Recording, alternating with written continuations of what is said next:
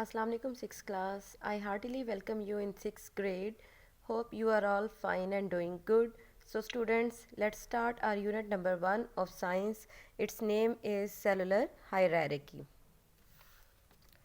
So students, first of all I will tell you that what is hierarchy. ठीक है, hierarchy किसे कहते हैं? ये एक सिस्टम है in which cells are organised from simple to complex. ठीक है, यानी सेल्स को हम किस तरह से ऑर्गेनाइज करते हैं, यानी उनकी दर्जाबंदी करते हैं, उनको सिंपल से कम्प्लेक्स सेल्स में हम डिवाइड करते हैं. ठीक है, और यानी उनकी ग्रेडिंग कर देते हैं.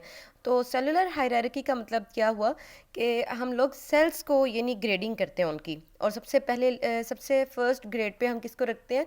उन सेल्स को जो कि सिंपल होते हैं. ठीक है, फिर उसके बाद नेक्स्ट ग्रेड हमारा आ जाता है जो कि सेल्स से मिलकर बना होता है, यानी टिश्यूज़. ठीक है, और फिर जब टिश्यूज़ डिफरेंट टिश्यूज़ आपस में मिलते हैं तो फिर वो ऑर्गन बनाते हैं. ठीक है, और जब ऑर्गन्स आपस में मिलकर काम करते हैं, यानी ऑर्गन सिस्टम जब आपस में मिलकर काम करते हैं तो वो फिर ऑर्गेनिज्म बना देते हैं, यानी पूरा इंडिविजुअल बना देते हैं. ठीक है, तो सेलुलर हायरार्की एक सिस्टम है in which cells are organised from simple to complex. ठीक है, ये आपका कॉन्सेप्ट भी है और आपने इसको अच्छे से लर्न भी करना है. ठीक है, ताकि क्योंकि बेसिक यही है आपका टॉपिक, आपका जो यूनिट है उसका नेम ही सेलुलर हायरार्की है. इसमें आप सारा पढ़ेंगे कि किस तरह से एक पूरे जानदार को आप किस तरह से उसको कैटेगराइज्ड करते हैं. ठीक है, फ्रॉम सिंपल टू कम्प्लेक्स. ठीक है, और सबसे पहले जो सेलुलर हायरार्की में जो सबसे बेसिक यूनिट है वो सेल है. ठीक है, किसी भी ऑर्गेनिज्म का जो सबसे बेसिक यूनिट है वो सेल है. अब सेल्स क्या होते हैं?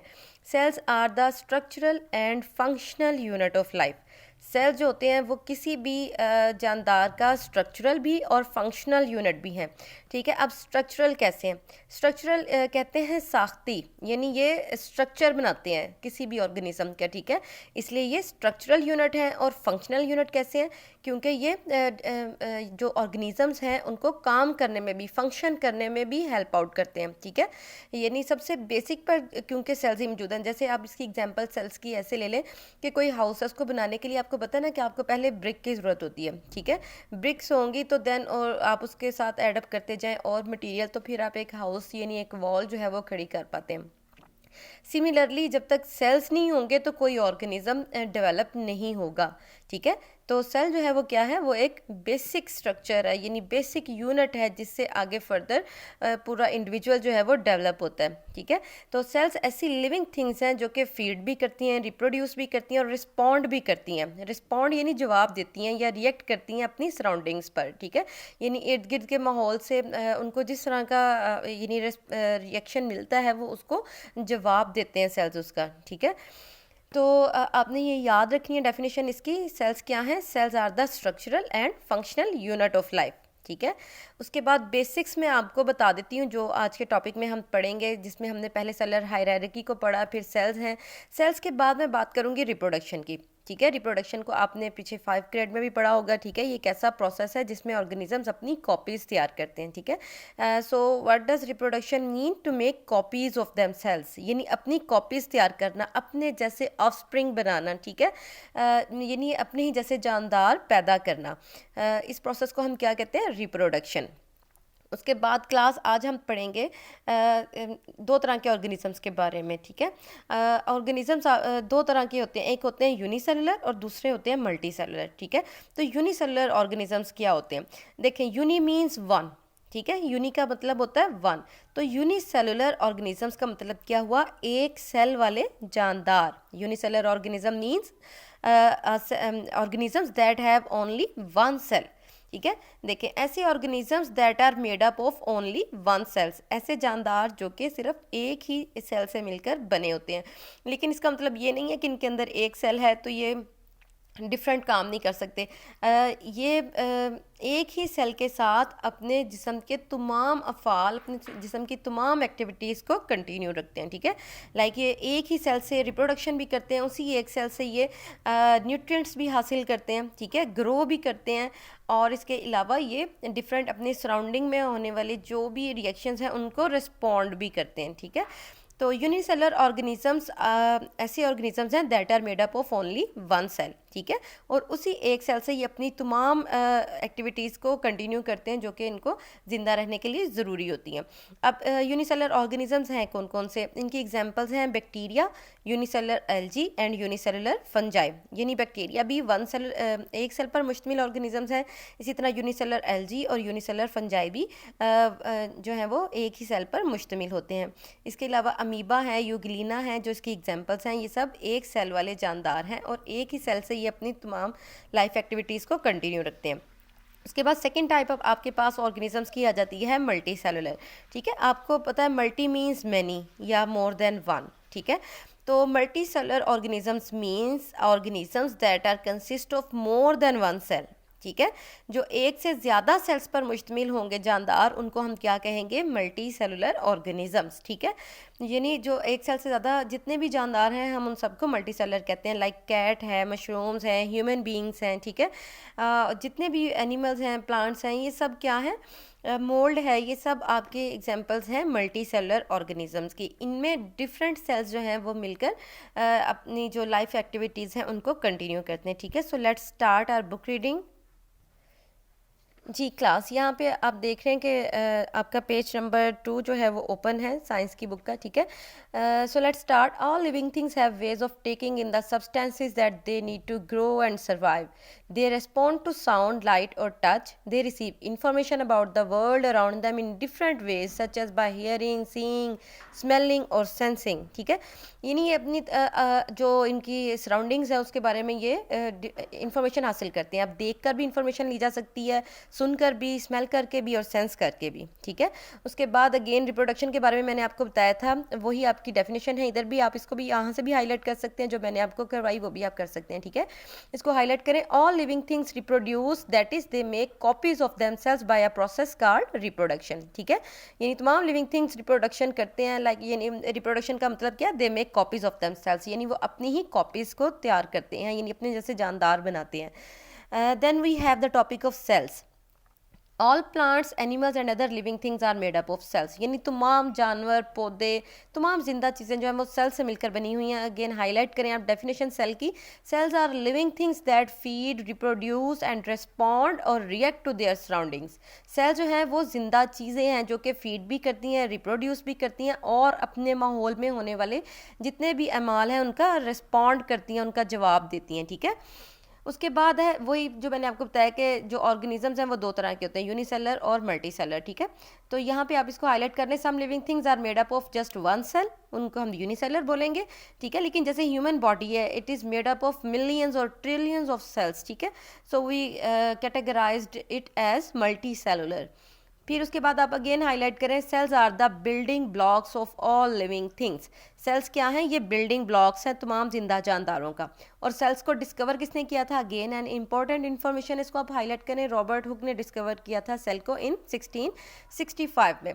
फिर यहाँ पर एक अमेजिंग फैक्ट दिया हुआ, इसको भी आप हाईलाइट करें। इसमें उन्होंने आपको बताया कि रेड ब्लड सेल्स जो हैं वो एक ह्यूमन बॉडी में लिव अप टू 120 डेज, यानी 120 दिन तक वो जिंदा रहते हैं। और approximately 50 billion to 70 billion cells in human body die every single day, यानी हर रोज़ आपके जिस्म में 50 बिलियन से 70 बिलियन तक जो रेड ब्लड सेल्स हैं वो डेली जो है वो डाई होते हैं, मरते हैं। ठीक है, उसके बाद आपके पास टॉपिक है माइक्रोस्कोप का। देखें, आपने पहले भी इसको देखा भी होगा लैब्स वगैरह में, और इसके अलावा आपने 5 क्लास में भी इसके बारे में पढ़ा होगा।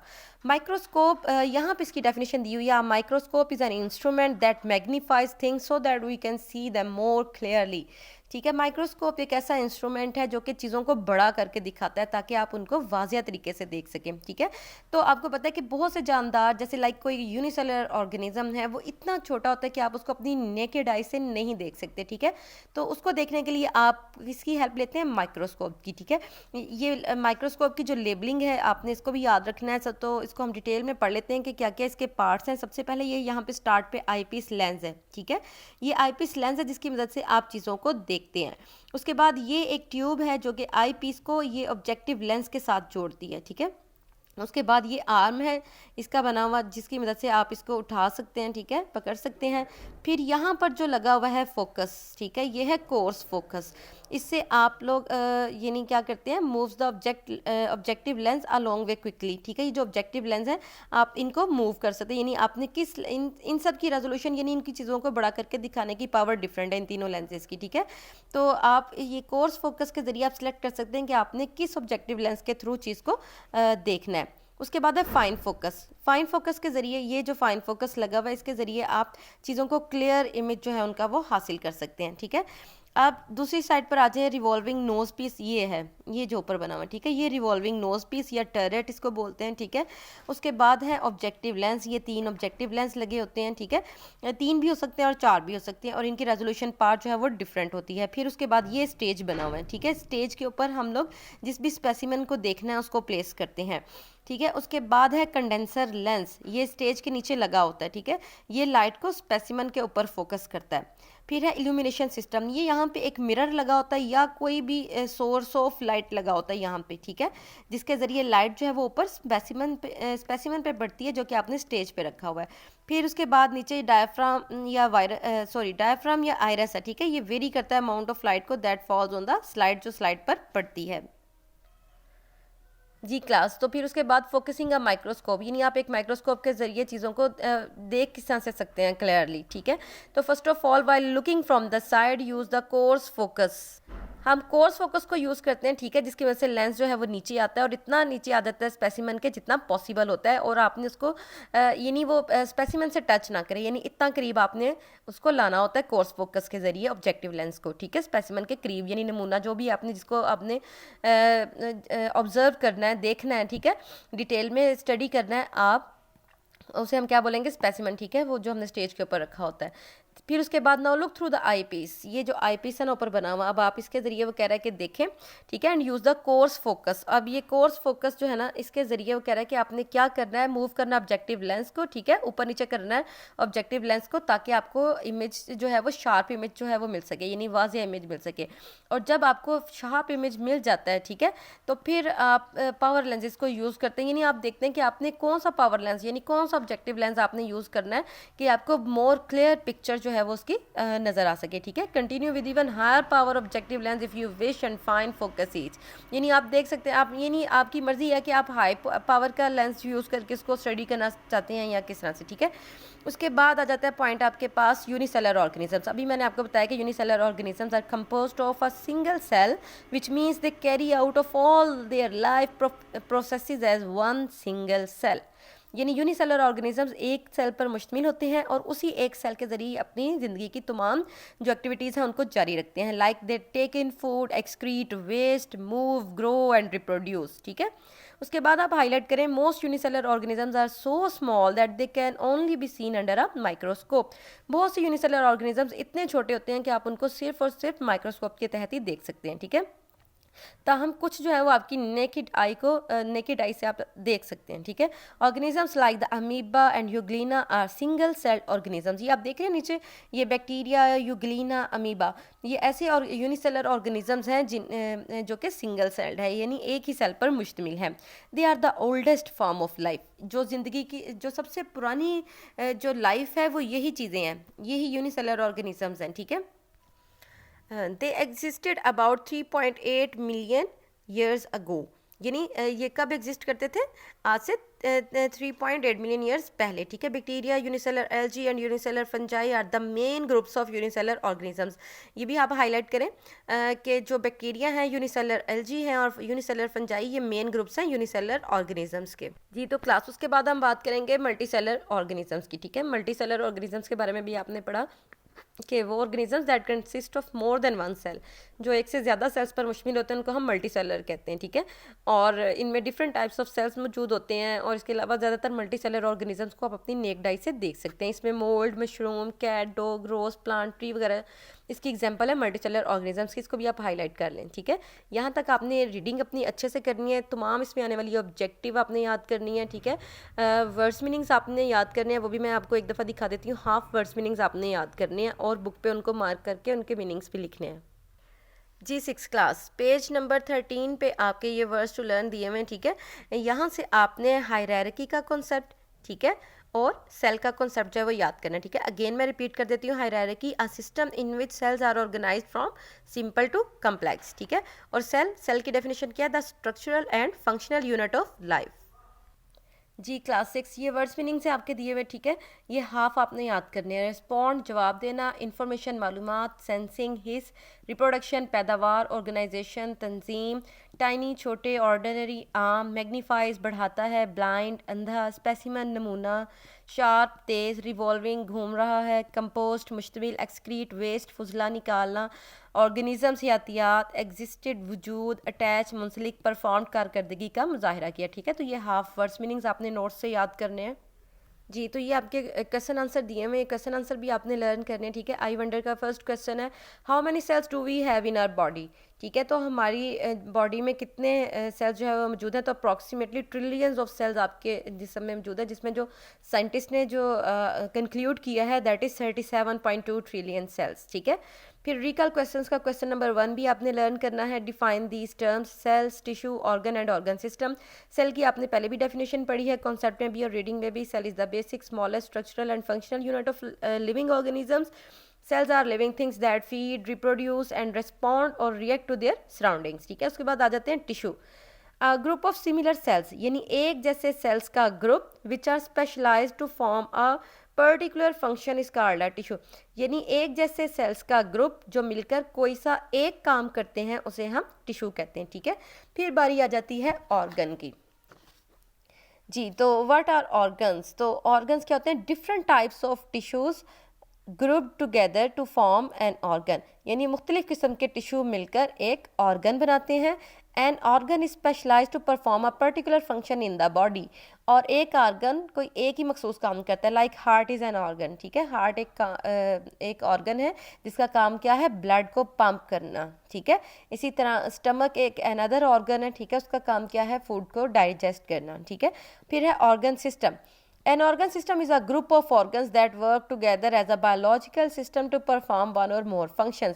अब डिफरेंट ऑर्गन्स मिलकर एक ऑर्गन सिस्टम बनाते हैं, ठीक है, और फिर वो मिलकर एक ही काम करते हैं या एक से ज़्यादा काम करते हैं। लाइक अगर आपकी डाइजेशन है तो वो आपको पता है कि आपकी ओरल कैविटी से स्टार्ट होती है, ठीक है, जिसमें आपका माउथ यानी ओरल कैविटी, अब उसके बाद फेरिंग्स, देन आपका जो है वो ट्रेकिया है, स्टमक है, इसके अलावा गॉल ब्लैडर आ जाता है, ठीक है, और लिवर है, यानी ये सारी चीज़ें जो हैं वो आपके शामिल आ जाती हैं organ system that is related to digestion, ठीक है।